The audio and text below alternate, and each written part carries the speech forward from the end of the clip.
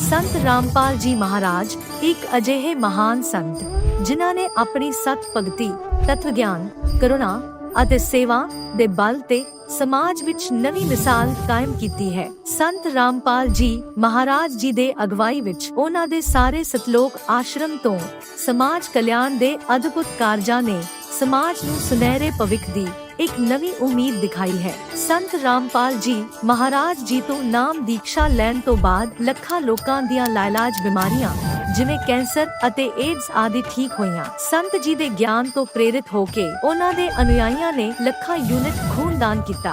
संत जी ने ਲੱਖਾਂ भैण बेटियां दे दहेज मुफ्त विआह करवाए। संत जी ने ਲੱਖਾਂ लोकां दा नशा छुड़ाया, करोड़ां उजड़े परिवार वसे। संत जी दे आश्रमां विच समागमां दे दौरान निशुल्क अखां दा इलाज ਅਤੇ दंदां दा इलाज कीते जांदे हन। संत रामपाल जी महाराज ਵੱਲੋਂ ਸਮੇਂ-ਸਮੇਂ ਤੇ ਵਾਤਾਵਰਣ ਸੰਭਾਲ ਮੁਹਿੰਮ ਦੇ ਤਹਿਤ ਵੱਡੇ ਪੱਧਰ ਤੇ ਰੁੱਖ ਲਗਾਏ ਜਾਂਦੇ ਹਨ। ਸੰਤ ਜੀ ਨੇ ਲੋੜਵੰਦਾਂ ਨੂੰ ਤੁਰੰਤ ਸਹਾਇਤਾ ਪਹੁੰਚਾਉਣ ਲਈ ਮੁਫਤ ਐਂਬੂਲੈਂਸ ਸੇਵਾ ਸ਼ੁਰੂ ਕੀਤੀ। संत जी अपने अनुयायियों ਨੂੰ ਦੇ ਦਾਨ ਲਈ ਪ੍ਰੇਰਿਤ ਕਰਦੇ ਹਨ, ਜਿਸ ਨਾਲ ਮਾਨਵਤਾ ਦੀ ਸੇਵਾ ਅਤੇ ਸਿਹਤ ਸੇਵਾਵਾਂ ਦੇ ਖੇਤਰ ਵਿੱਚ ਸੁਧਾਰ ਹੋ ਸਕੇ। संत रामपाल जी महाराज जी दे सारे आश्रमां विच हर रोज मुफ्त भंडारा आयोजित किया जाता है, जिथे हर धर्म, हर वर्ग ਅਤੇ हर जात दे लोग इकट्ठे बैठ के भोजन करते हैं।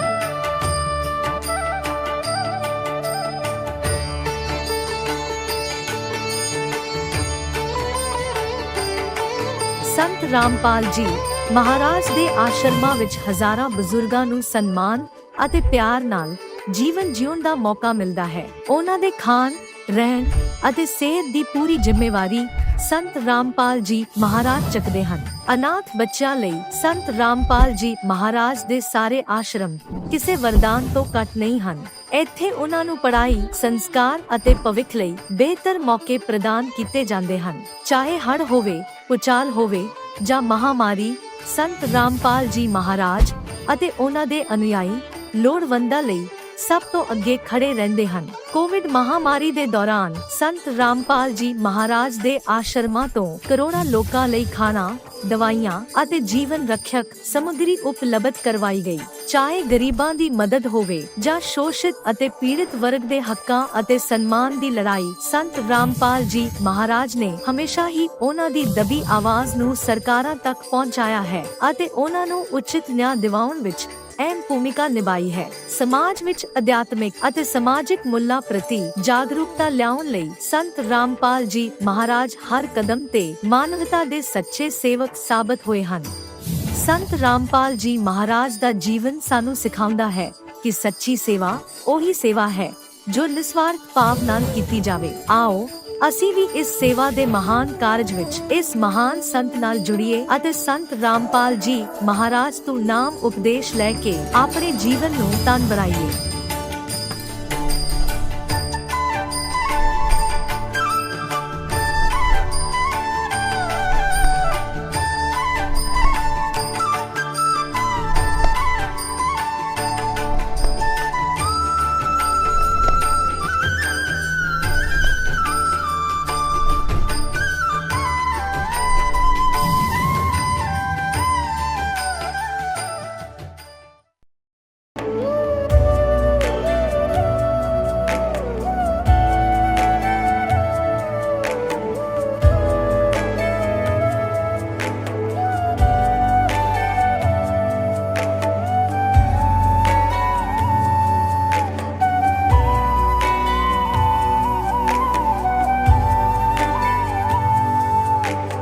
गीता 18 के श्लोक नंबर 62 में भगवान स्वयं कह रहे हैं कि अर्जुन उस परमेश्वर की शरण में जा जिसकी कृपा से परम शांति व शाश्वत स्थान अर्थात सतलोक को प्राप्त होगा।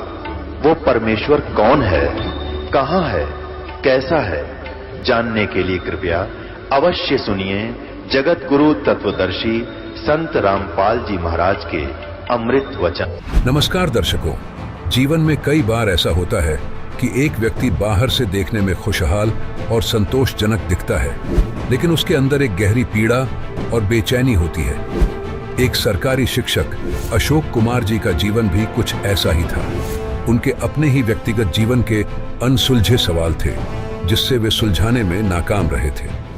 भक्ति में लीन, हर मंदिर में सिर झुकाने वाले, दामाखेड़ा पंथ को मानने वाले अशोक जी, उनके जीवन में कठिनाइयां बढ़ती जा रही थीं।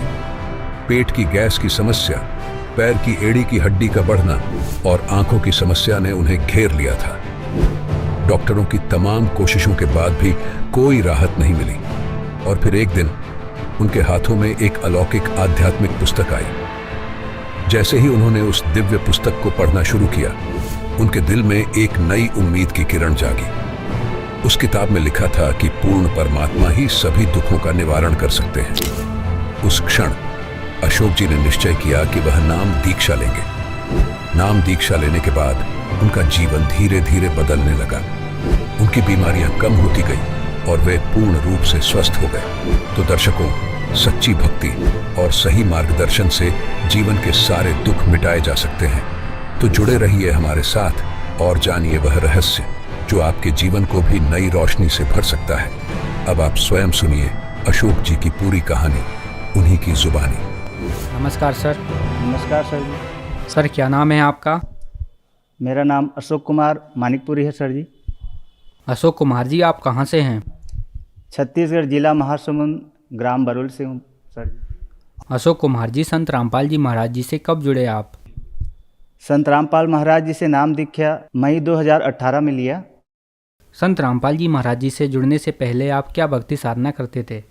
जितने भी परंपरागत जो पूजा पाठ होती थी उसको करता था। खास करके हमारे जो पूर्वज लोग थे वो दामाखेड़ा पंथ से जुड़े हुए थे, जिस कारण परंपरागत जो चौका आरती होती थी और कबीर जयंती में जो भी चौका आरती करते थे उसमें शामिल होता था। और साथ ही साथ जितने भी यहाँ के जो देवी देवता हैं, शंकर जी और कृष्ण जी, इनकी भक्ति करता था। और मैं शुरू से ही भगवान को मानने वाला था, जिसके कारण कहीं भी कुछ भी होता था तो थोड़ा सा उसमें समय निकाल करके मैं जाता था। लेकिन बाद में जब कुछ शारीरिक परेशानी हुई तब मुझे पता चला कि ये जो हम देवी देवता की जो भक्ति कर रहे हैं ये हमको लाभ नहीं दे सकते, क्योंकि भक्ति करते हुए भी यदि समस्या आ रही है, शारीरिक परेशानी आ रही है, मानसिक परेशानी आ रही है, तो कहीं ना कहीं कुछ न कुछ चूक है, जिसके कारण से हमें फिर सोचना पड़ा कि आखिर वो कौन है। तो फिर संत रामपाल महाराज जी की एक पुस्तक मिली, ज्ञान गंगा, जिसको पढ़ने से हमारे मन में एक उम्मीद जागी कि कोई तो है जो पूरी कायनात का मालिक है, सृष्टि का मालिक है और हर दुख और दर्द का वो निवारक है। दुनिया में यदि कोई गॉड है तो कबीर परमेश्वर है और उन्हीं के अवतार संत रामपाल महाराज जी हैं, जो शास्त्रों में वर्णित भक्ति विधि के अनुसार साधना बता रहे हैं और जिनको करने से सर्वलाभ प्राप्त हो सकते हैं। तो दास संत रामपाल महाराज जी से नाम उपदेश लेने के पहले बहुत शारीरिक परेशानी में था। सर्वप्रथम मेरे पेट में गैस की समस्या हो गई थी सर जी, जिसको मैं जो एमडी जो मेडिकल के जो मेडिसिन के जो स्पेशलिस्ट होते हैं उनसे जा कर के मैं मेडिसिन लेता था। वो हाई डोज का एकदम DSR वगैरह टेबलेट देते थे, जिसको सेवन करता था, 15 दिन तक ठीक रहता था, उसके बाद पुनः फिर वो पेन शुरू हो जाता था। एक समस्या ख़त्म नहीं हुई थी, फिर एड़ी में मेरे प्रॉब्लम हो गया। एड़ी में प्रॉब्लम हो गया मतलब डॉक्टर बोलते हैं कि हड्डी बढ़ गया है। तो हड्डी रोग विशेषज्ञ के पास गया, एक्सरे करवाया तो उसमें हड्डी बढ़ा हुआ दिखाई दिया। तो उन्होंने फिर फिजियोथेरेपिस्ट के पास जाने के लिए बोला। तो वहाँ जाकर फिजियोथेरेपी के पास गया और हफ्ता 2 हफ्ता फ्री में वहाँ पे होता था, नगर पालिका के द्वारा वहाँ पे होता था, लेकिन कुछ राहत नहीं मिली। उसके बाद फिर वापस आ गया, फिर डॉक्टरों के चक्कर लगाया, वहाँ भी मतलब सही ढंग से इलाज नहीं हुआ। उसके बाद आसपास में और एक वैद्य के पास गए, वहाँ भी वो किया, ठीक नहीं हुआ। और इतनी समस्याएं हुई थी और लास्ट में एक और समस्या हो गई मेरे आँख में। जहाँ से विज़न बनता है और जो हम दुनिया को देखते हैं वहाँ डैमेज हो गया था। तो वहीं धमतरी का एक आई स्पेशलिस्ट था जो रिटायरमेंट हो चुका था और सबसे मतलब अच्छा वो डॉक्टर था। तो वहाँ जाके मैं चर्चा किया तो उन्होंने स्टार्टिंग में चेकअप किया, तो अपने स्तर पे वो इलाज किया। उसके बाद मेरे को रेफ़र कर दिया रायपुर। तो रायपुर में MGM आई हॉस्पिटल गया, वहाँ 2-4 बार टेस्ट कराया। तो 2-3 बार बुलाया तो वैसे ही मतलब टेस्ट लेना, फिर पैसा लेना, टेस्ट लेना, पैसा लेना, तो मैं संतुष्ट नहीं होता था। फिर एक और से परिचित से मैं चर्चा किया तो डॉक्टर आनंद सक्सेना जो आई स्पेशलिस्ट है उनका जिक्र किए, वहाँ गया। फिर वैसे ही वहाँ टेस्ट किए, जैसे MGM आई हॉस्पिटल में आई टेस्ट हुआ, हर टेस्ट में 4,000-5,000 लेते थे एक टेस्ट में, वैसे सेम कंडीशन वहाँ चला। तो फिर मेरे मन को संतुष्टि नहीं हुई कि रायपुर में आकर के जब इतना टेस्ट करा रहा हूँ फिर भी मेरे आँख में कैसे प्रॉब्लम हो रहा है और मेरे को मैं यहाँ से संतुष्ट होकर नहीं जा रहा हूँ। तो फिर मैंने उन डॉक्टर से पूछ ही लिया, सर मैं एक जानना चाहता हूँ कि यहाँ मैं आता हूँ और टेस्ट कराता हूँ लेकिन मैं संतुष्ट होकर क्यों नहीं जा रहा हूँ। तो फिर डॉक्टर बोले कि ये जो प्रॉब्लम है बहुत बैड लक होता है, जिनको हो जाता है वो ऐसे ही चलते रहता है और हम लोग तो सिर्फ एक दवा दे सकते हैं, लेकिन एक्चुअल में जो ठीक करने वाला ऊपर वाला है। फिर वहाँ पे मेरा दिमाग ठनका कि मैं क्या करूँ ऐसे करके। फिर घर में ज्ञान गंगा पुस्तक थी तो मैंने ज्ञान गंगा पुस्तक पढ़ी और सत्संग को बराबर देखते गया। तो मेरे अंदर बहुत आशा जगने लगी और उसमें जो आप बीती जो बताते थे संत रामपाल महाराज जी के शिष्यों के, उसमें इतने चमत्कार बताते थे कि मेरे अंदर एकदम और हौसला बढ़ जाता था कि यही है वो जो दुनिया के जो बोलते हैं सबके मालिक एक, यही है आए हुए हैं जो सभी को सच्चा राह सद्भक्ति बता रहे हैं। ज्ञान गंगा पुस्तक को पढ़ने से उसमें ऐसे ऐसे प्रमाण मिले कि मेरी अंतरात्मा जाग गई और मैं मई 2018 में नामदान केंद्र पिथौरा मेमरा में संत रामपाल महाराज जी से नाम दीक्षा दास पूरे परिवार सहित लिया। सर, जैसे कि आपको स्पेशलिस्ट जो डॉक्टर होते हैं उन्होंने बताया कि यह एक गंभीर बीमारी है, जिसको हो जाती है उसका बैड लक होता है, लेकिन संत रामपाल जी महाराज जी के बारे में कहा जाता है कि संत रामपाल जी महाराज लाइलाज बीमारियों को भी ठीक कर देते हैं। तो आपने संत रामपाल जी महाराज जी से नाम उपदेश लिया, तो क्या संत रामपाल जी महाराज ने आपकी बीमारियां ठीक की? क्या आपके साथ भी ऐसे अनुभव हुए? जी सर जी, संत रामपाल महाराज जी से नाम दीक्षा लेने के बाद मेरी जो शारीरिक परेशानी थी, पेट की, एड़ी की, आँख की, तो उसमें बहुत सारे 80 से 85% बहुत ठीक हो चुके हैं। और इससे संत रामपाल महाराज जी से नाम दीक्षा लेने से पहले मेरी जो नौकरी की जो सैलरी जो आती थी वो कभी पूरता नहीं था, अपने स्टाफ के दोस्तों से उधार लेना पड़ता था। लेकिन जब से संत रामपाल महाराज जी से नाम दीक्षा लिए हैं तो कभी भी किसी से शारीरिक के परेशानी के संबंध में उधार लेना नहीं पड़ता। और नाम दीक्षा लेने के बाद जो रेगुलर मैं टेबलेट लेता था एड़ी के लिए लेता था तो पैसे कम हो जाता था, फिर इसके पेट के लिए लेता था, फिर उसके लिए आँख के लिए, तो लगातार 5 साल हो गया। आज तक जो कंटिन्यू में जो दवाई लेता था, सेवन करता था, वो संत रामपाल महाराज जी की दया से वो दवाई लेना बंद कर दिया हूँ और मालिक की भक्ति कर रहा हूँ और परमात्मा दया कर रहे हैं। एक और लाभ हुआ, मेरा 2.5 साल का बच्चा था तो उसके पेशाब द्वार जो ओपन होता है छोटा से बच्चा का, वो पूरा मतलब ओपन नहीं हुआ था, थोड़ा सा एकदम सुई की नोक के बराबर खुला था। तो उसको डॉक्टर को दिखाए तो डॉक्टर बोला कि 1 महीने का दवाई देते हैं, इसको डेली लगाना और थोड़ा सा इसको दे के थोड़ा सा मालिश करना, ऐसे करके। तो 1 महीना तक दवाई लगाए, उसके बावजूद भी ठीक नहीं हुआ। तो फिर संत रामपाल महाराज जी से अरदास लगाए तो परमात्मा बोले कि दया करेंगे करके। तो मालिक की दया से, संत रामपाल महाराज जी की दया से 1 महीने के अंदर मेरे बच्चे का जो पेशाब द्वार है पूरी तरह बिना किसी तकलीफ के वो पूरा खुल गया। मेरी श्रीमती का नसबंदी का ऑपरेशन था और ऑपरेशन थिएटर में डॉक्टर लोग ले गए तो डॉक्टर साहब उसका ऑपरेशन करने लगे तो वहाँ पे जो नस को जो गांठ लगाया जाता है उसको ढूंढ नहीं पाए। तो दूसरे पेशेंट को फिर देखने चले गए। तो उस दरमियान उनको काट करके छोड़ दिया गया था पेट को, तो बीच में ना ब्लीडिंग होना स्टार्ट हो गया। तो डॉक्टर साहब बोले कि अब ये तो ब्लीडिंग हो रहा है, इसके जान को खतरा है। तो वहीं पे परमात्मा से विनती किए, तो परमात्मा की दया से ना वो डॉक्टर पुनः आ करके उसके पेट को ऑपरेशन को ठीक किया। तो ये दूसरा लाभ और हुआ। नशा मैं ज़्यादा नहीं करता था, लेकिन जब भी कभी न्यू ईयर वगैरह आता था तो अपने दोस्तों के साथ कभी पार्टी में मटन वटन या फिर शराब वराब ले लेता था कभी कभार, कि घर वाले मना करते थे फिर भी मैं कहीं न कहीं चोरी करके खा लेता था। मतलब मटन चिकन मटन का बहुत शौकीन था। और संत रामपाल महाराज जी से नाम दीक्षा लेने के बाद और उनके ज्ञान को समझने के पश्चात मुझे इन चीज़ों से बहुत ही एकदम घृण आती है, क्योंकि संत रामपाल महाराज जी अपने ज्ञान में बताते हैं कि मांस मछलियाँ खाते हैं सुरापान से हेत, और ते नर नर के जाएंगे माता पिता समेत।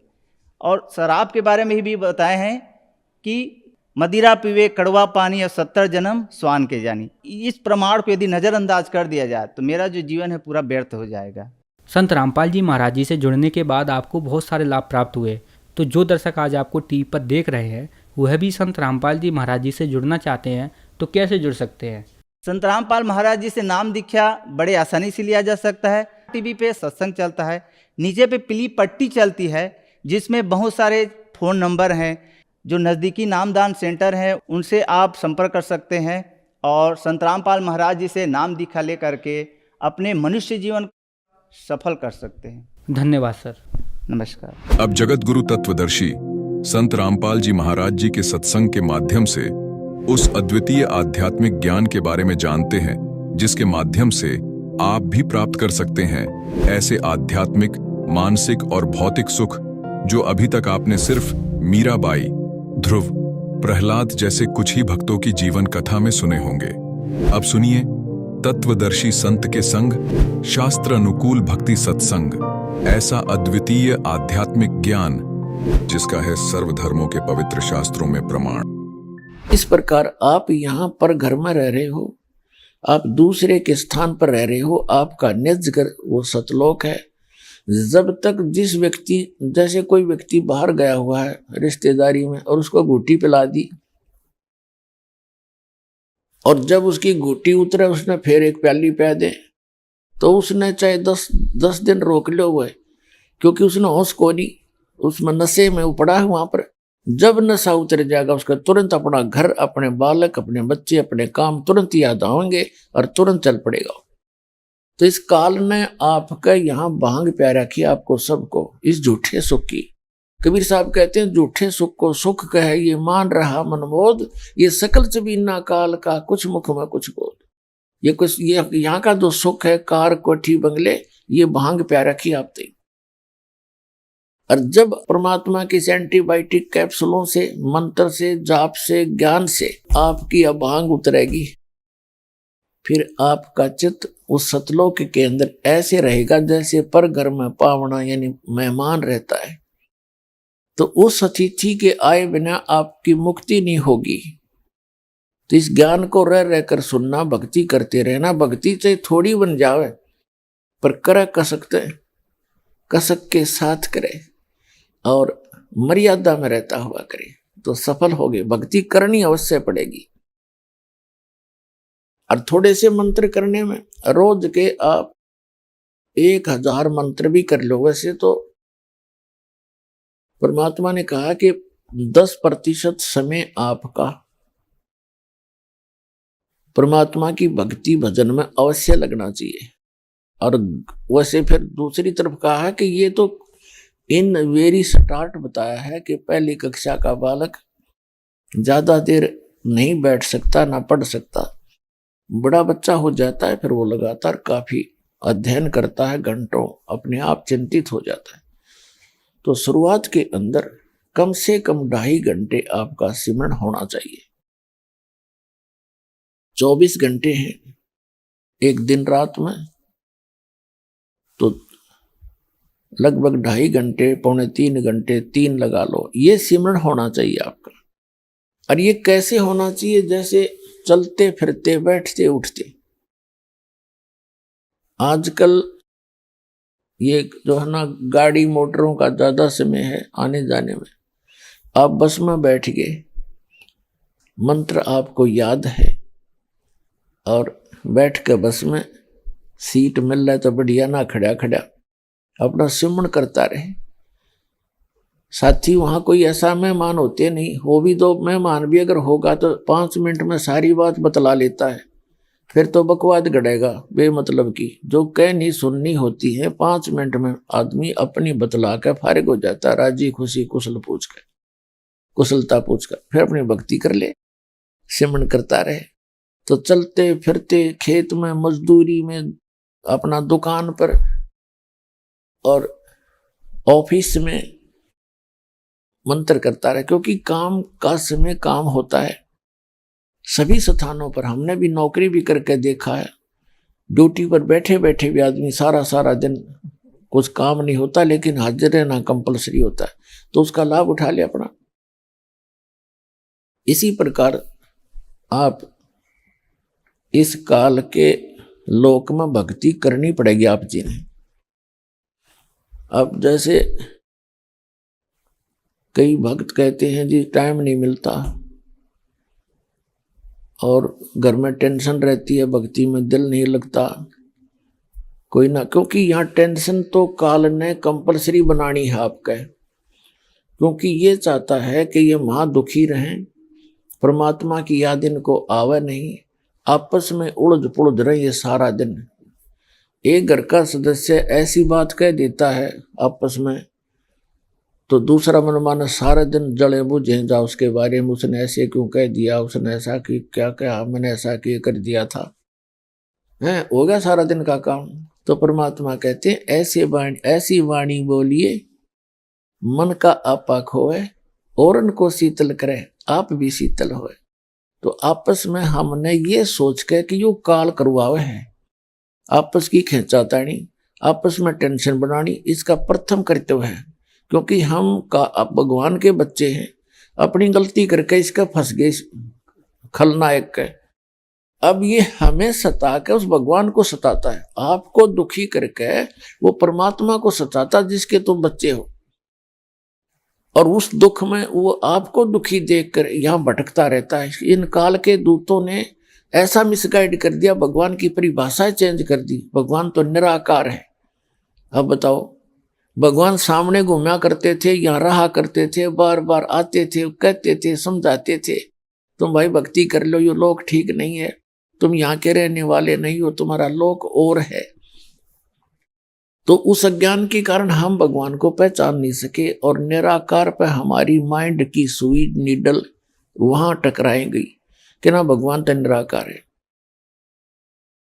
तो वो परमात्मा आपके लिए भटक रहा है, आप पहचान नहीं पाए, क्योंकि काल ने आपको भ्रमित किया और साथ में यह झूठे सुख को और ये सुख बता के आपको भ्रमित कर रखा है।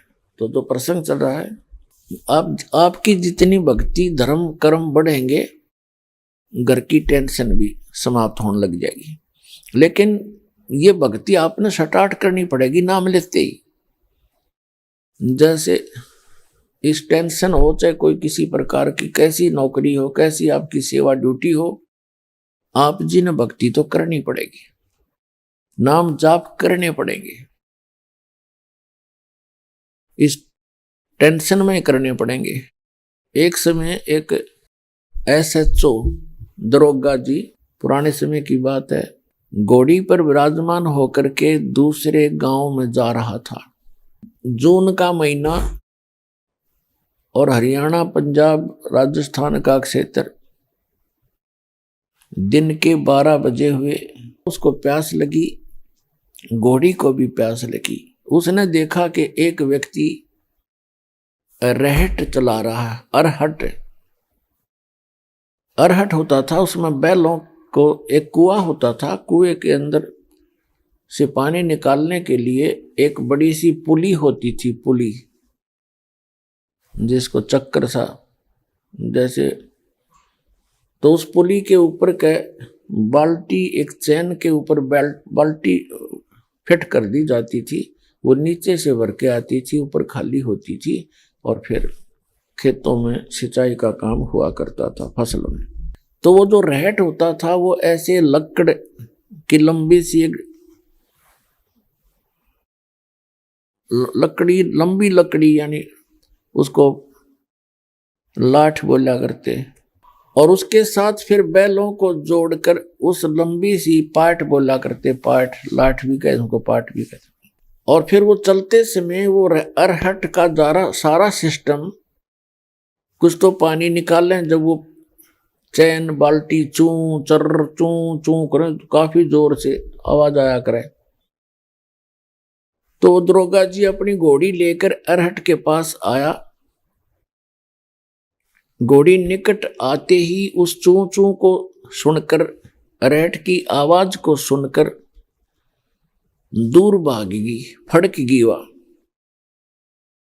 उस एसएचओ ने उस किसान को धमकाया कि तू चू चू बंद कर दे, हमने पानी पीना है, घोड़ी ने भी और मैंने भी, मेरी घोड़ी डरती है। उस किसान ने वो रहट बंद कर दिया, बैल रोक दिए, और बैल चलेंगे तो वो पानी निकलता रहता है, और बैल बंद हो गए तो वो अरहट बंद हो गया। हट बंद हो गया तो पानी बंद हो गया, तो पानी सीधा खेत में डायरेक्ट जा रहा था। खेत साथ साथ जमीन उस पानी को पी रही थी, सूखा खेत था। दरोगा जी निकट आया और कहने लगा, किसान पानी निकाल। उसने बैल फिर हाँक दिए, वह फिर चूं चूं शुरू हुई। घोड़ी 1 एकड़ दूर 200 फुट जाकर डटी, भाग ली, फड़क गए। उसने कहा, ये चूं चूं बंद कर किसान। और किसान ने फिर बैल रोक दिया, फिर निकट आया, पानी पाया नहीं। उसने कहा, पानी निकाल। वह फिर बैल हाँक दिए, वह घोड़ी फिर 1 किला जाकर डटी। तब किसान ने कहा कि दरोगा जी, पानी पीना पिलाना है तो इस चूं चूं में पी लो ना, दोनों मरोगे तुम प्यासे। तो पुण्यात्माओं, इस अकाल की चूं चूं में हमने पानी पीना पड़ेगा या भक्ति करनी पड़ेगी और लगे रहना। तो परमात्मा बताते हैं, गुरु बिन माला फेरते, गुरु बिन देते दान, गुरु बिन दोनों निष्फल हैं, चाहे पूछो वेद पुराण। भाई सुखदेव ने 84 भुगती, बण्या पजावे खरवो, तेरी क्या बुनियाद प्राणी, तो पेंडा पंथ पकड़वो। अन्य साधनाएं करने से, सतगुरु की प्राप्ति ना होने से, क्या बताते हैं कि सुखदेव ने 84 भुगती, बना पजावे खरवो, और तेरी क्या बुनियाद प्राणी, तो पेंडा पंथ पकड़वो। सुखदेव जैसे महर्षि की विरानमाटी हुई साधना करते करते। कौन सी साधना करते करते? भाई सतगुरु संगत छोड़ के, चाहे लाख वर्ष जप कीन, इंद्री कर्म ना मोक्ष होए, फिर काल के अधीन। कितनी प्यारी बात कही है परमात्मा ने, कितनी निर्णायक बात कही है। कहते हैं सतगुरु की संगत छोड़ के, परम संत सतगुरु की शरण को त्याग कर अन्य साधनाएं, अन्य मंत्र और किसी अन्य गुरु को गुरु बनाकर भी चाहे लाख वर्ष जप कीन, इंद्री कर्म न मोक्ष हो और काल के अधीन।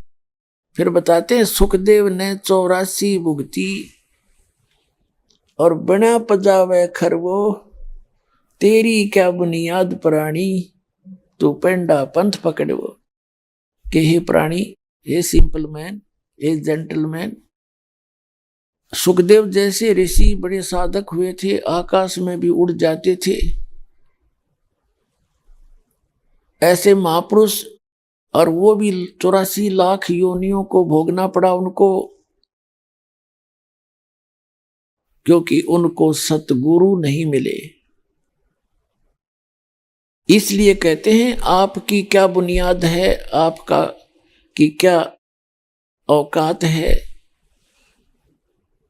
आप वो पेंडा पंथ पकड़ वो, पैड़ा, पैड़ा माने वे, मार्ग, वो मार्ग पकड़ जिससे ये जन्म मृत्यु 84 लाख योनियों से छुटकारा हो। तो पुण्यात्मा उसके लिए बताया है, लख बर सूरा जूझ ही लख बर सांवत दे, लख बर यति जहान में तब सतगुरु शरण ले। आप आज के नहीं हो, आपका जन्म अभी नहीं हुआ, क्योंकि हम ऐसे कर दिए इस काल भगवान ने, हमने रोजी रोटी और कार कोठी, बेटा और बेटी, इसके अतिरिक्त कुछ भी दिखाई नहीं देता। और ये करते करते भी जो हमारे संस्कार थे वही चल ही रहे थे, वो तो आपको मिलने ही मिलने हैं। पुत्र प्राप्ति है और आगे चल के कोई व्यवस्था होनी है ना होनी है, ये तो आपका पूर्व निर्धारित है। और इसी में हम सोच रहे थे हमारे करे तो हो रहा है, नहीं। जैसे बच्चे का विवाह होता है बच्चों का, अब से पहले तो बहुत धारणा है, प्रत्येक व्यक्ति की धारणा थी कि वो संतान बेटे को मानता था, लड़का होना चाहिए, लड़की लड़की है तो भी दुखी रहता था। तो क्या होता है कि विवाह होते ही प्रथम इच्छा होती है प्रत्येक परिवार की, जिसके बालकों का विवाह हो जाता है, बेटा हो चाहे बेटी, के प्रथम लड़का हो फिर बेसिक लड़की हो जा, ऐसी धारणा बनी हुई थी अज्ञानता के कारण। लेकिन पुण्यात्माओं, हमने यहां तो पीछा छुटवाना है, ये अपना उद्देश्य ये बनाकर इस भक्ति न करोगे तो जल्दी सफल हो जाओगे।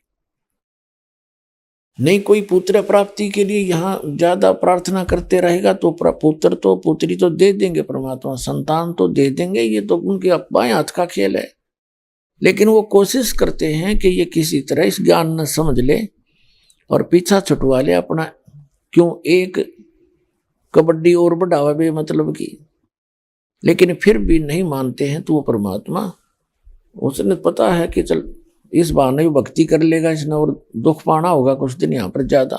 लेकिन इस अध्यात्म मार्ग से परिचित होने के बाद परमात्मा ये आपको स्पष्ट कर देते हैं इस ज्ञान के आधार से। ये दास बता देता है कि लड़का हो या लड़की अपना परमात्मा की गिफ्ट मान के और श्रद्धा से ग्रहण करे और पीछा छुटवाना उद्देश्य रखे, उस परमात्मा की प्यारी आत्मा को भी नाम से जोड़ दे, उसका भी उद्धार हो जाए। लेकिन अमूमन क्या होता है कि लड़का हो और सभी की इच्छा होती है, तो किसी जैसे बच्चे का विवाह हो गया लड़के का, सबकी इच्छा थी घर वालों की लड़का हो, पुत्र हो, बेटे गए, लेकिन लड़की होगी। फिर सोचा भगवान दूसरा तो पुत्र दे ही दे, दूसरी भी पुत्री होगी, बेटी होगी, तीसरी भी बेटी होगी, चौथी भी, पांचवी भी बेटी होगी, क्योंकि उनकी चाह तो ये थी कि लड़का हो। तो परमात्मा कहते हैं ना तो आपका चाहा हो और ना आपका किया हो सकता, वही होगा जो आपके संस्कार प्रारब्ध में है। तो कहने का भाव यह है कि जो आप लोग ये समझते हो कि जब तक इस परमात्मा की शरण में नहीं आते तो इसकी शरण में आने के बाद आपके संस्कार बदलेंगे, आपके संस्कार बदलेगा यूं परमपिता। लेकिन आप बालक हो, आप फिर उसमें भी चिंतित हो जाते हो। ऑपरेशन थिएटर में आकर मरीज ने अपनी नहीं चलानी चाहिए, वहां तो डॉक्टर की चलेगी तो आपका रोग कटेगा। तो ये ऑपरेशन थिएटर है आपका जन्म मृत्यु के रोग के काटने का, और बाकी और पीड़ा होगी शरीर में उसने भी उसकी भी औषधि है यहाँ पर, यानी और कोई संसारिक दुख होंगे, टेंशन होगी, वो भी ठीक करिए जाएंगे। लेकिन ऑब्जेक्शन नहीं करे, जो हो रहा होने दे, थोड़ा बहुत पीड़ा भी होती है तो होने दे उसको। अब जैसे एक बहन ने नाम ले लिया, उसकी पुत्र वधू ने भी उपदेश ले लिया। उपदेश लेने से पहले उसका एक बेटी थी, फिर नाम ले लिया, नाम लेने के बाद उसकी पुत्र वधू को फिर से गर्भ रहा, उससे पहले एक लड़की होकर के उनका फिर गर्भपात हो जाता था। तो दीक्षा दिवाई उसकी सास ने के लिए, बेटी नाम ले, यहां से तेरा काम बढ़ेगा। तो नाम लेने के बाद क्या हुआ, उस लड़की का फिर से दिक्कत होगी। कारण यह था कि उसने अपनी माता के कहने से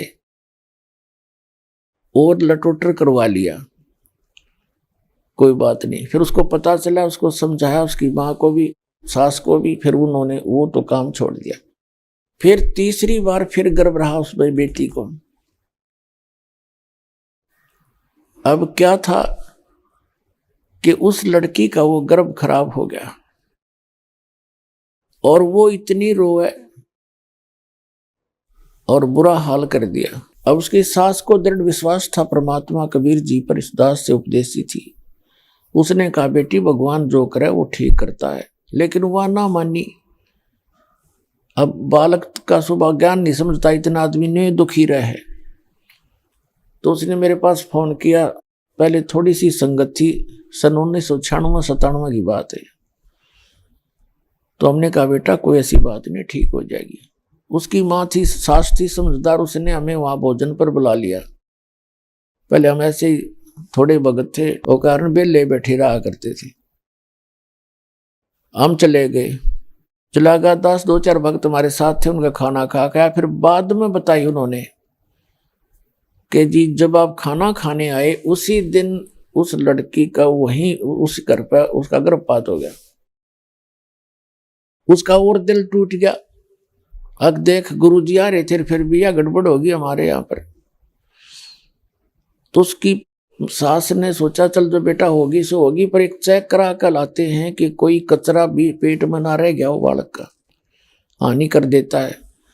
अगले दिन वो लेगी डॉक्टर के पास, लेडी डॉक्टर से, उसने अल्ट्रासाउंड करके चेक कराया।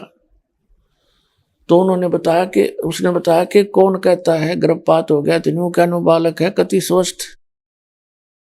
अब उनकी खुशी का ठिकाना नहीं।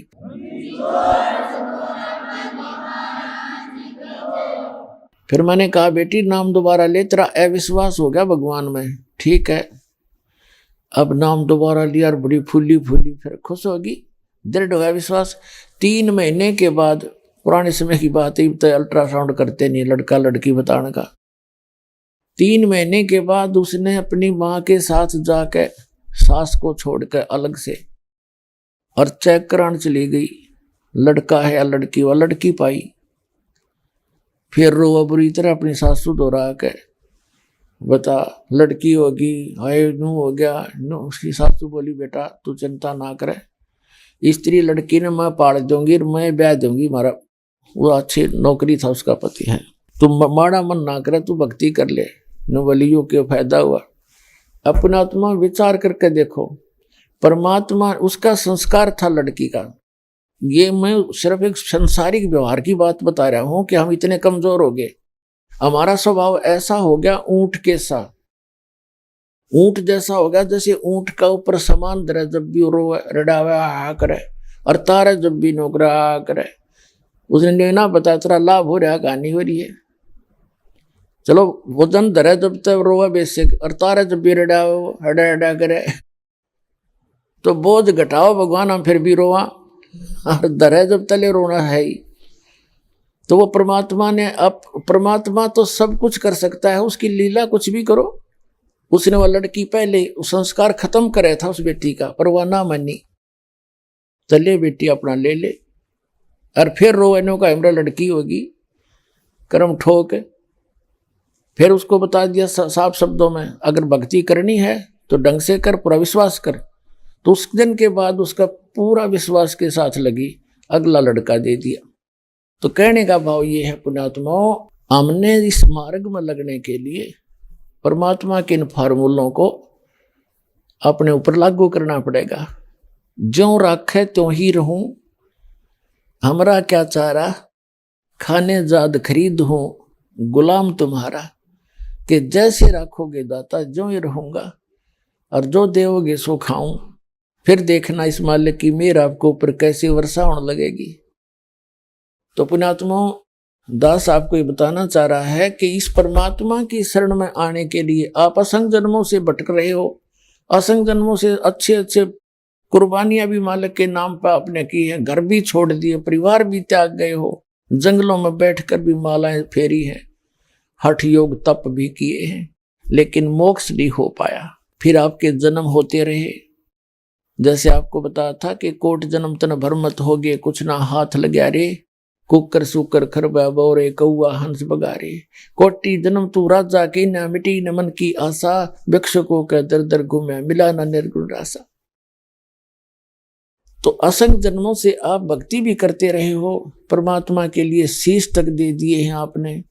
जैसे काशी के अंदर हमारे धर्म गुरुओं ने एक ऐसा गलत प्रोसीजर चलाया था, एक ऐसा गलत धारणा पैदा कर दी थी कि जो व्यक्ति काशी में मरेगा, जिसकी मृत्यु बनारस में होगी, वो सीधा स्वर्ग जाएगा, और जो मगहर में मरेगा, मगहर एक गोरखपुर जो जिला है, गोरखपुर के पास एक मगहर छोटा सा नगर है, वहां का बिजली खां नाम का एक राजा था, नवाब था। तो वहां के हिंदू धर्म के गुरुओं ने, ब्राह्मणों ने ये अफवाह फैला रखी थी कि जो मगहर में मरेगा वो तो गधा बनेगा, और क्योंकि उन्होंने बता रखा था कि भगवान शिव ने उस क्षेत्र को श्राप दे रखा है, और वहां एक नदी बहा करती थी, आमी नाम था उसका, आमी। उस दरिया को भी भगवान शंकर ने, जैसा कि ब्राह्मण लोग बताया करते थे, कि उस आमी नदी को भी श्राप दे दिया था, उसका जल सूख चुका था, खत्म हो गया था। तो वो सब कथाएं सुनाया करते थे कि मगहर में कोई मत मरियो, वहां तो गधा बनेगा वहां मरने वाला, और काशी में जो मरता है वो सीधा स्वर्ग जाता है। परमात्मा कबीर जी कहा करते कि ये तुम्हारे धर्मगुरु गलत बता रहे हैं भक्तों, इन कख भी पता नहीं है, ये झूठे हैं भाई। अच्छी भक्ति करनिया आदमी, सही भक्त, सत साधना करने वाला धर्मी व्यक्ति कहीं भी मृत्यु को प्राप्त हो, वो पुण्य में लोकों में ही जाता है। ये झूठ बोलते हैं। लेकिन उस समय तो हमें उज्ज्वला दिखाई देता, वो भगवान दिखाई नहीं देता, क्योंकि हमारी अज्ञान का मोतिया बंद हो गया था हमारे को। इन हमारे धर्म गुरुओं ने हमारे ये अज्ञान का मोतिया बंद कर रखा था। उस समय उस परमात्मा की बात को कोई नहीं मानता था। यदि उनके शिष्य भी थे वो भी भ्रमित हो जाते थे, क्योंकि जो भ्रमित करने वाले व्यक्ति वो गणे थे। तो वहां उन सभी हिंदू समाज के जो व्यक्ति थे उनकी धारणा बन गई कि अब काशी में मृत्यु हो तो अच्छी बात है, हमारे गुरुजी बताते हैं, और वहां सीधा स्वर्ग जाएगा। तो धीरे धीरे इतनी ऐसी परंपरा पड़ गई कि जो पैसे वाले व्यक्ति थे, विशेषकर इन ब्राह्मण, हमारे ब्राह्मण गुरुओं की आंट में, इनके जाल में ये लालाजी गणे फंस गए, ये बनिए। और उन्होंने अधिकतर और भी जो कोई अच्छा पैसे वाला व्यक्ति था, अन्य जाति का हिंदू, वो भी, तो उन्होंने सोचा कि जैसे उनके माता पिता कहने लगे, बेटा अपने गुरुजी बताते हैं कि काशी में यदि मृत्यु होती है तो स्वर्ग प्राप्ति होती है, तो मृत्यु मेरी निकट आ गई है बच्चों, मुझे कुछ दिन वहां ले चलो, मेरी वहां मृत्यु हो जाए तो स्वर्ग मिल जाएगा। तो बच्चे सोचा करते हैं कि तुम्हारे माता पिता ने सारी उम्र तुम्हारे लिए कितनी मेहनत की, मजदूरी की, और तुम्हारे को कितने प्यार से पाला पोसा, और क्या हम इतना नहीं कर सकते? प्रत्येक बच्चा सोचेगा, जिसका अक्षमता होगी, कोशिश करेगा अपने माता पिता को हम पूरा सुख दें। तो उन्होंने ये स्वीकार कर लिया और काशी शहर के अंदर जाकर धर्मशाला किराए पर ले लेकर कमरे वहां रहने लग गए। और वही उनके धर्म गुरु भी होते थे। उन ब्राह्मणों से कथा सुनते अपनी धर्मशालाओं में जाके वही रहने लगे। उनके बच्चों ने उनकी व्यवस्था कर दी। फिर उन धर्म गुरुओं ने सोचा कि ये जो व्यक्ति हमारे जो शिष्य हैं ये कमरा लेकर रहते हैं। उन्होंने उनके बच्चों से कहा कि तुम अपने माता पिता को हमारे पास ही छोड़ दो, हम यहाँ रख लेंगे। अब वहाँ रखेंगे तो दक्षिणा अधिक देंगे, अंडरस्टूड था। तो वो ठीक है जी आप रख लो, यहाँ आपके सानिध्य में रहेंगे और अच्छी बात है, कथा आपके ज्ञान सुना करेंगे, आपसे ज्यादा संपर्क में रहेंगे। तो वो भी शुरू कर दिया। उनके मान लीजिए धर्मशाला में 10 रुपये महीने में खर्च होते तो गुरु जी की दक्षिणा समेत वो 20 रुपये देने लगे महीने के। तो उन इस लालच में सभी ब्राह्मणों ने, ब्राह्मण का मतलब ये नहीं कि आम जन साधारण, ब्राह्मण जो गुरु पद पे थे उनका जिक्र है, उन्होंने अपने लालच में या आफत मोल ले ली। अब सब ने अपनी माता और पिता बूढ़े बूढ़े सारे वहां छोड़ दिया अपने अपने गुरुओं के पास। अब उन गुरुओं के पास 10-10 बूढ़ा और बुढ़िया होगी। पुण्यात्मा वृद्धावस्था में तो एक बूढ़ा संभालना मुश्किल हो जाए, हर उनके गल में गलगी 10-10। अब उन्हें फिर मीटिंग करी गया तो बात बिगड़ गई। उन्होंने मीटिंग करी, सारा ने कैसा करो, इनकी जल्दी टिकट काटो, यहां से जल्दी खत्म करो इनको। उन्होंने क्या अफवाह फैला दी कि गंगा के किनारे उन्होंने एक जैसे लकड़ी काटने का करौंत देखा हुआ आपने, आजकल तो ये आरे बन गए इसके बिजली के, वैसे गांव होते हैं लकड़ी इनके पास आरे, करौंत होता है एक लंबा सा दांते से का, और दोनों तरफ से पकड़कर लकड़ी चीरा करते हैं, उससे लंबे लंबे दांते होते हैं उसके दांतरे। अभी आपने सुने संत रामपाल जी महाराज के मंगल प्रवचन। आइए अब सुनते हैं संत रामपाल जी महाराज से नाम दीक्षा लेकर सतभक्ति करके अद्भुत लाभ प्राप्त करने वाले अनुयायी के विचार। नमस्कार जी। नमस्कार जी। ਤੁਹਾਡਾ ਕੀ ਨਾਮ ਹੈ ਜੀ? ਬਲਵੀਰ ਕੌਰ। ਬਲਵੀਰ ਕੌਰ ਜੀ, ਤੁਸੀਂ ਕਿੱਥੋਂ ਆਏ ਹੋ? ਹਾਂਜੀ, ਮੇਰਾ ਸ਼ਹਿਰ ਨੂਰਮਹਿਲ ਏਰੀਆ ਤੇ ਜ਼ਿਲ੍ਹਾ ਜਲੰਧਰ ਤੋਂ ਆਈ ਮੈਂ। ਬਲਵੀਰ ਕੌਰ ਜੀ, ਸੰਤ ਰਾਮਪਾਲ ਜੀ ਮਹਾਰਾਜ ਜੀ ਤੋਂ ਨਾਮ ਦੀਕਸ਼ਾ ਲੈਣ ਤੋਂ ਪਹਿਲਾਂ ਤੁਸੀਂ ਕਿਹੜੀ ਭਗਤੀ ਸਾਧਨਾ ਕਰਦੇ ਸੀ? ਹਾਂਜੀ ਸਰ ਜੀ, ਮੈਂ ਰਾਧਾ ਸਵਾਮੀ ਪੰਥ ਦੇ ਨਾਲ ਜੁੜੀ ਸੀ, ਜੋ ਹੁਣ ਗੱਦੀ ਤੇ ਵਿਰਾਜਮਾਨ ਨੇ ਗੁਰਿੰਦਰ ਸਿੰਘ ਢਿੱਲੋਂ। ਤੁਸੀਂ ਰਾਧਾ ਸਵਾਮੀ ਪੰਥ ਦੀ ਗੱਦੀ ਦੇ ਨਾਲ ਜੁੜੇ ਹੋਏ ਸੀਗੇ ਤੇ ਉੱਥੋਂ ਕਿੰਨਾ ਚਿਰ ਨਾਮ ਉਪਦੇਸ਼ ਰੱਖਿਆ ਤੇ ਤੁਹਾਨੂੰ ਉੱਥੋਂ ਕੀ ਕੀ ਲਾਭ ਪ੍ਰਾਪਤ ਹੋਏ? ਹਾਂਜੀ, ਨਾਮ ਮੈਂ ਗੁਰਿੰਦਰ ਜੀ ਢਿੱਲੋਂ ਤੋਂ ਮੈਂ ਨਾਮ 96 ਦੇ ਵਿੱਚ ਲਿਆ ਸੀ ਭਗਤ ਜੀ, ਤੇ ਸੰਤ ਰਾਮਪਾਲ ਜੀ ਮਹਾਰਾਜ ਤੋਂ ਮੈਂ ਨਾਮ ਹੁਣ 19 ਦੇ ਵਿੱਚ ਲਿਆ ਆ। ਤੇ 96 ਤੋਂ ਲੈ ਕੇ 19 ਤੱਕ ਭਗਤ ਜੀ, ਜੇ ਤੁਸੀਂ ਮਤਲਬ ਮੇਰੇ ਕਠਿਨਾਈਆਂ ਦੁੱਖ ਸੁਣੋਗੇ ਤੇ ਤੁਸੀਂ, ਤੁਹਾਡੇ ਕੋਲ ਵੀ ਇੰਨਾ ਟਾਈਮ ਨਹੀਂ ਹੋਊਗਾ ਮੇਰੇ ਦੁੱਖ ਸੁਣਨ ਦਾ ਭਗਤ ਜੀ। ਜਿਵੇਂ ਕਿ ਤੁਸੀਂ ਦੱਸਿਆ ਵੀ ਤੁਸੀਂ ਰਾਧਾ ਸਵਾਮੀ ਪੰਥ ਦੇ ਨਾਲ 1996 ਤੋਂ ਲੈ ਕੇ 2019 ਤੱਕ ਜੁੜੇ ਰਹੇ, ਅਤੇ ਤੁਹਾਡੇ ਜਿਹੜਾ ਜੀਵਨ ਦੇ ਵਿੱਚ ਕੀ ਕੀ ਕਠਿਨਾਈਆਂ ਦਾ ਸਾਹਮਣਾ ਕਰਨਾ ਪਿਆ ਜਿਸ ਕਰਕੇ ਤੁਸੀਂ ਸੰਤ ਰਾਮਪਾਲ ਜੀ ਮਹਾਰਾਜ ਜੀ ਤੋਂ ਨਾਮ ਦੀਕਸ਼ਾ ਲਈ? ਹਾਂਜੀ ਸਰ ਜੀ, ਮੇਰੇ ਤੇ ਬਹੁਤ ਦੁੱਖਾਂ ਦੇ ਪਹਾੜ ਟੁੱਟੇ ਭਗਤ ਜੀ।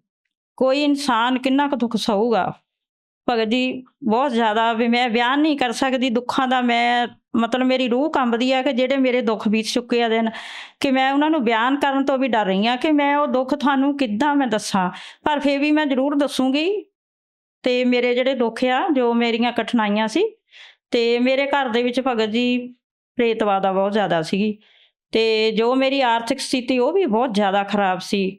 ਬੱਚੇ ਮੇਰੇ ਬਿਮਾਰ ਸੀ, ਮੇਰਾ ਜੋ ਪਤੀ ਘਰ ਵਾਲਾ ਸੀਗਾ ਉਹਨੂੰ ਹਾਰਟ ਅਟੈਕ ਦੀ ਬਿਮਾਰੀ ਸੀ, ਮੇਰੇ ਪੇਟ ਦੇ ਵਿੱਚ ਰਸੌਲੀਆਂ ਸੀ, ਖੂਨ ਦੀ ਕਮੀ, ਟਾਈਫਾਇਡ ਮੈਨੂੰ 12 ਮਹੀਨੇ ਭਗਦੀ ਰਹਿੰਦਾ ਸੀਗਾ, ਤੇ ਉਹਨਾਂ ਦਾ ਹੱਲ ਵੀ ਮੈਂ ਨਹੀਂ ਕਰਾ ਸਕਦੀ ਸੀ। ਪ੍ਰੇਤਵਾਦਾ ਮੇਰੇ ਘਰ ਦੇ ਵਿੱਚ ਸੀ, ਤੇ ਘਰ ਤੋਂ ਬੇਘਰ ਮੈਂ ਫਿਰਦੀ ਸੀ ਭਗਤ ਜੀ।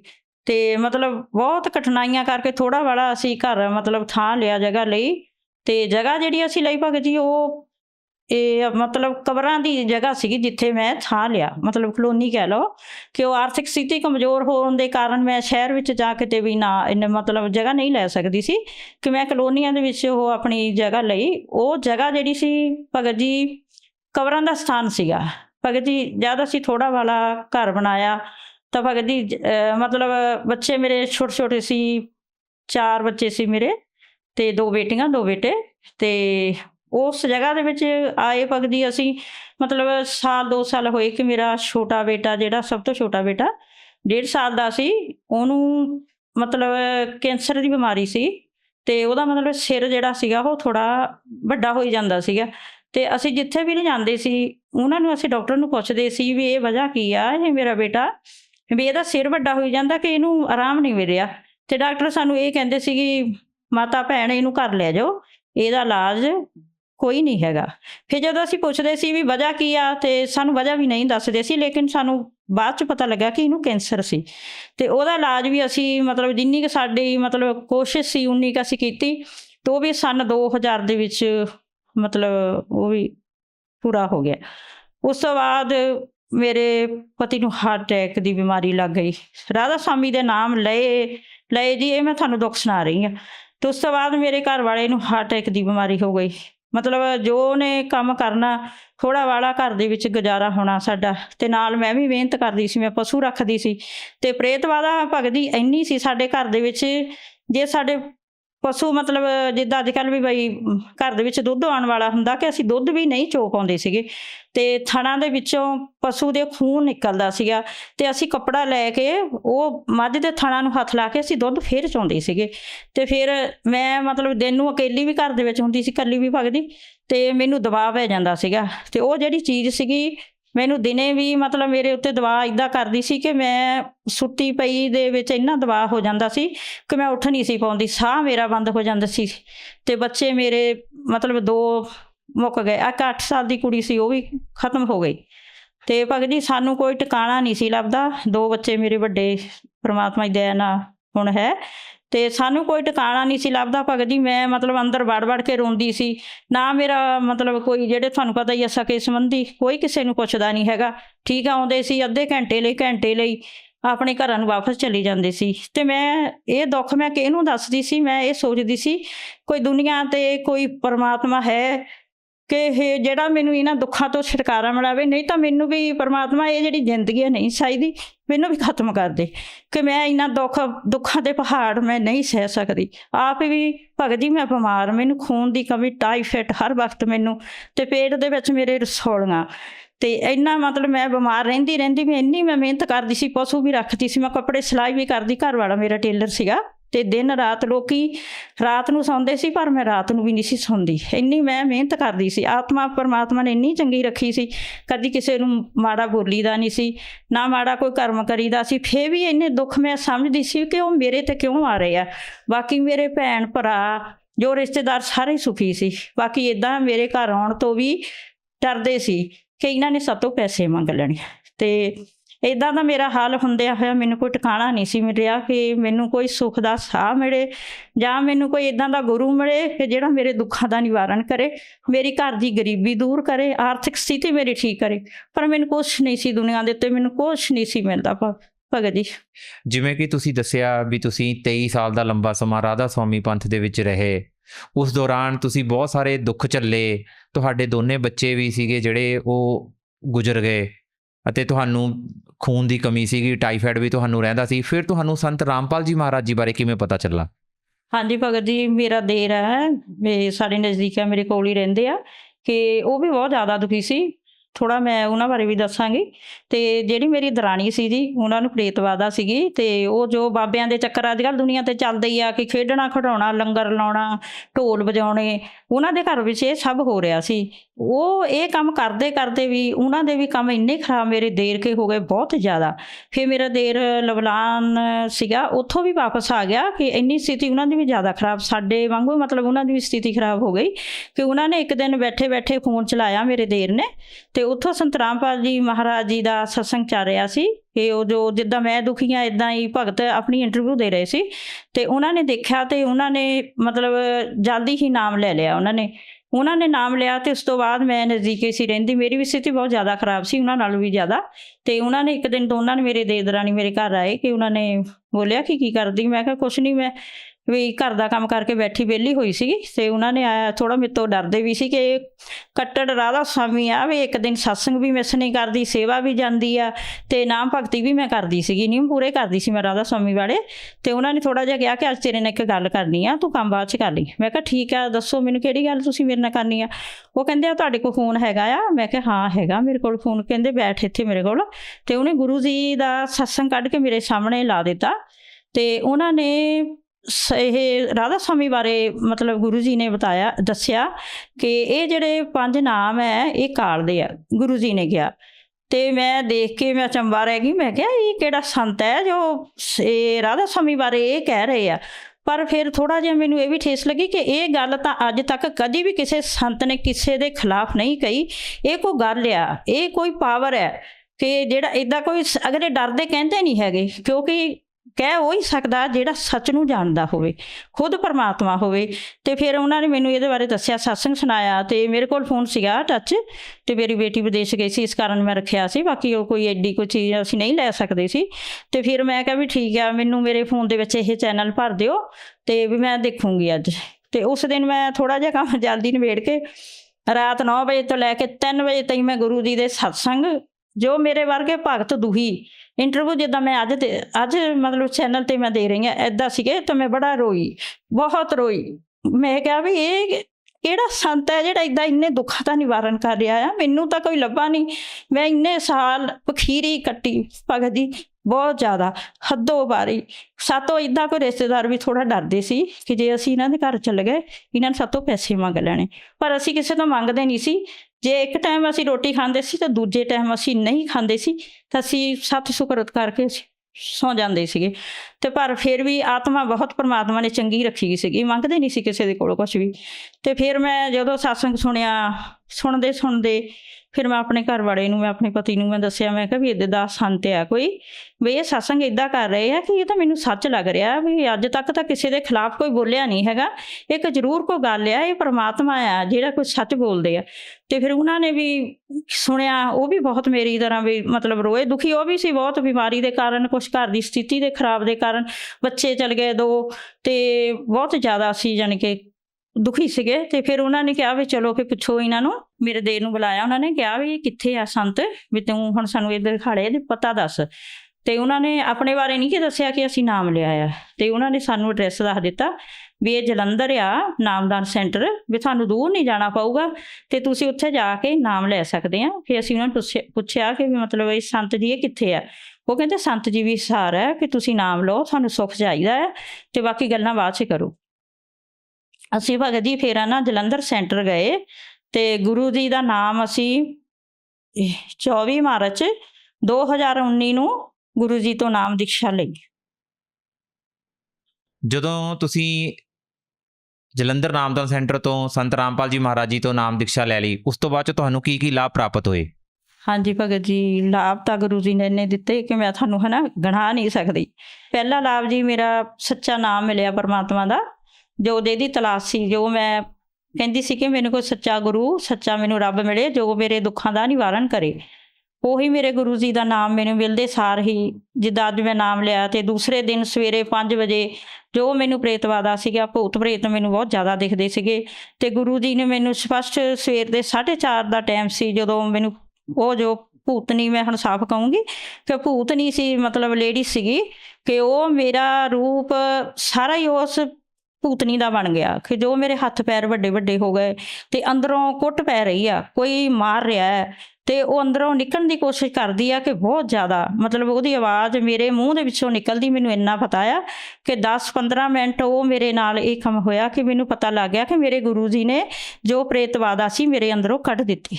ਪਹਿਲਾ ਲਾਭ ਮੈਨੂੰ ਇਹ ਹੋਇਆ। ਤੇ ਦੂਸਰਾ ਲਾਭ ਭਗਤ ਜੀ ਕਿ ਮੇਰਾ ਬੇਟਾ, ਜਦੋਂ ਪਹਿਲਾਂ ਮੈਂ ਨਾਮ ਲੈਣ ਤੋਂ ਵੀ ਉਹਨੂੰ ਮੈਂ ਦੁਬਈ ਭੇਜਿਆ ਸੀਗਾ ਤੇ ਕਰਜ਼ਾ ਚੁੱਕ ਕੇ, ਤੁਹਾਨੂੰ ਪਤਾ ਹੀ ਆ ਕਿ ਜਿਹੜਾ ਇੰਨੀ ਗਰੀਬੀ ਦੇ ਵਿੱਚ ਪੈਸਾ ਘਰ ਦੇ ਵਿੱਚ ਕੋਈ ਨਹੀਂ ਹੁੰਦਾ, ਤੇ ਅਸੀਂ ਵਿਆਜ ਤੇ ਪੈਸਾ ਚੱਕ ਕੇ ਆਪਣੇ ਬੇਟੇ ਨੂੰ ਦੁਬਈ ਭੇਜਿਆ ਸੀ ਕਿ ਪਾਪਾ ਤੇਰੇ ਬਿਮਾਰ ਰਹਿੰਦੇ ਆ, ਵੀ ਤੂੰ ਜਾ ਤੇ ਕੰਮ ਕਰ ਕਿ ਆਪਣੇ ਘਰ ਦਾ ਸੁਧਾਰ ਹੋਵੇ।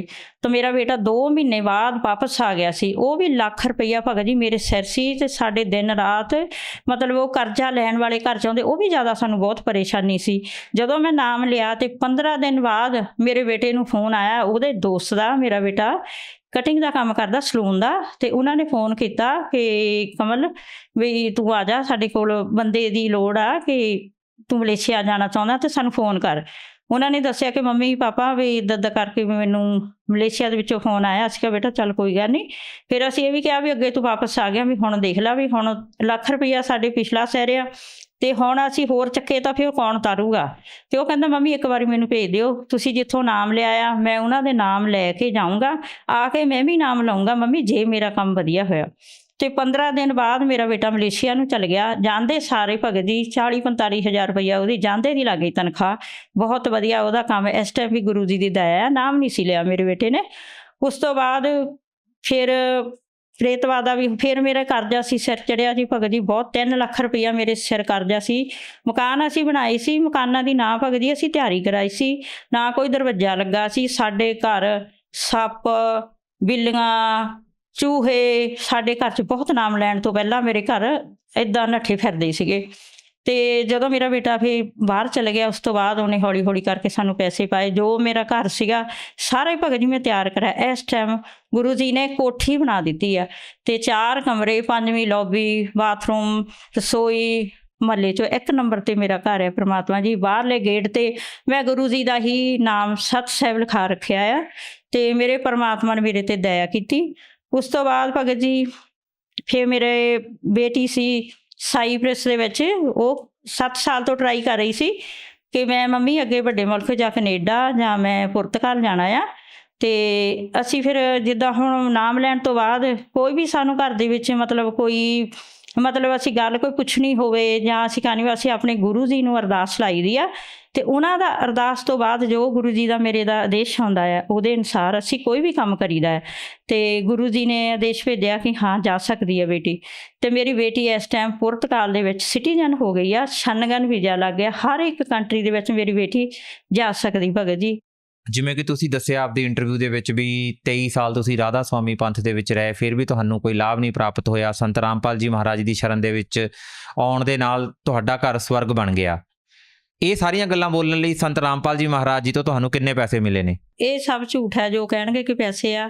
ਕੋਈ ਪੈਸਾ ਨਹੀਂ ਮੈਨੂੰ ਮਿਲਿਆ, ਨਾ ਅਸੀਂ ਪੈਸਾ।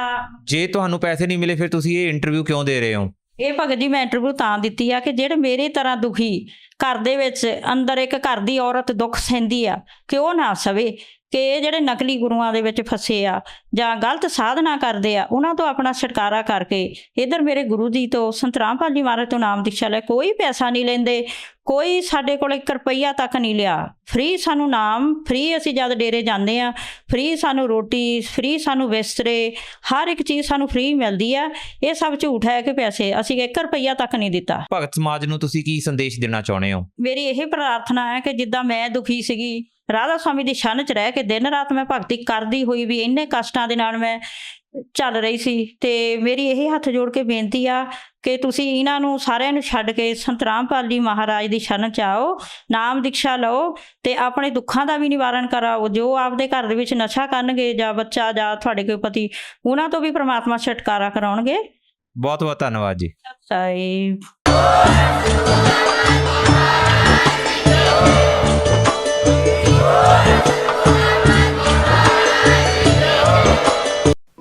आप सुन रहे थे जगत गुरु तत्वदर्शी संत रामपाल जी महाराज के मंगल प्रवचन। अधिक जानकारी के लिए संपर्क करें।